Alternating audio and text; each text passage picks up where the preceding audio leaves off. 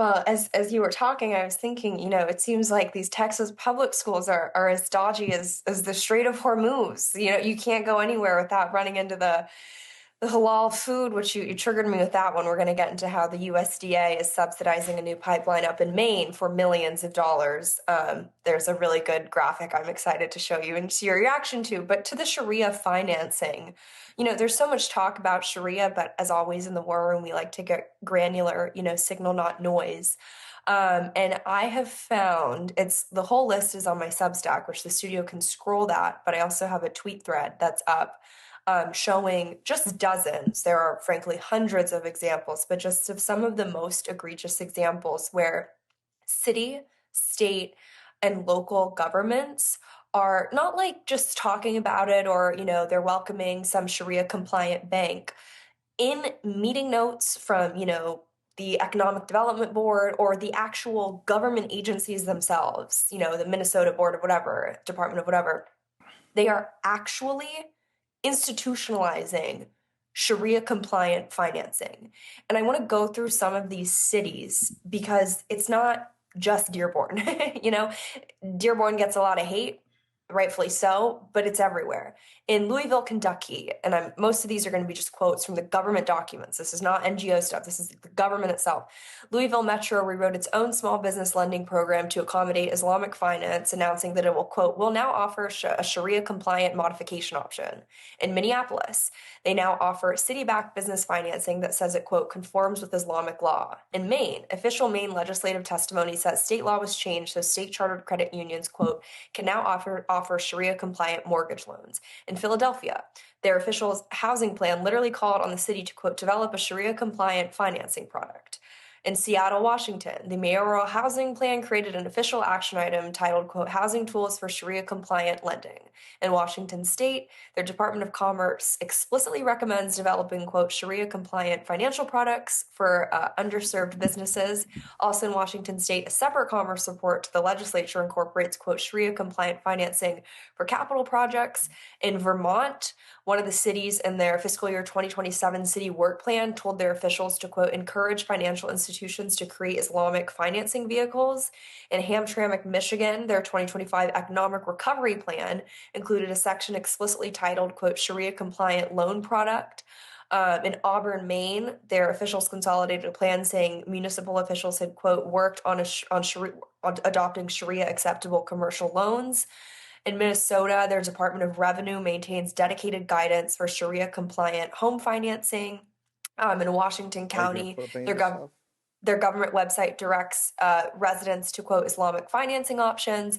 And in Washington County, Oregon, Washington County's economic development website actively advertises two types of Sharia-compliant financing to local businesses.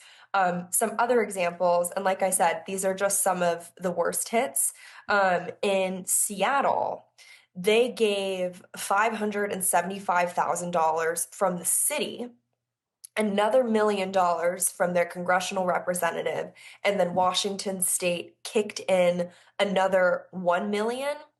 So a total of $2.575 million in public funds to a, quote, Sharia compliant 12,000 square foot community center, specifically for like refugees from the Middle East.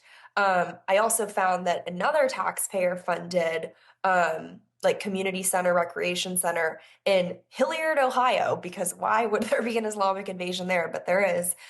Their community center just installed a dedicated wudu Islamic foot washing center, just like they did in the Dallas airport. And it was in Connecticut where the public library held that hijab story time, also doing the same thing in a county in New Jersey in their public schools. Natalie, hang on one second. I just want the audience. So we're putting up some of the documents right now, though. Natalie, where do they go for your stories? You're sticking around, but where they go? Because I want the audience immersed in some of that. Where they go for the stories and where they go for the links as you talk, ma'am. So obviously all of this is linked sourced pictures. I do all of this research myself. That article that you're seeing right there is on my Substack. It's free. You can go to nataliegwinters.substack.com. If you put your email in, you'll get the stuff emailed directly to you, but you can also just click on the link. Can, Like I said, it's free. You got to read this. Like, I know there's so much talk about no, Sharia no. financing I and Sharia want coming to everybody to America, but I want everybody to immerse. I want people to immerse themselves in this. Now, I want to go back to this finance first. I want to bifurcate these other things. At the state, this is what they're doing. At the state level, they're going in and using their political muscle, which comes from their investments in real estate and others, because people see they can make money off it. They're getting laws changed to make sure that you can have more Sharia financing. Is that essentially what these documents show and what you found out in your investigation?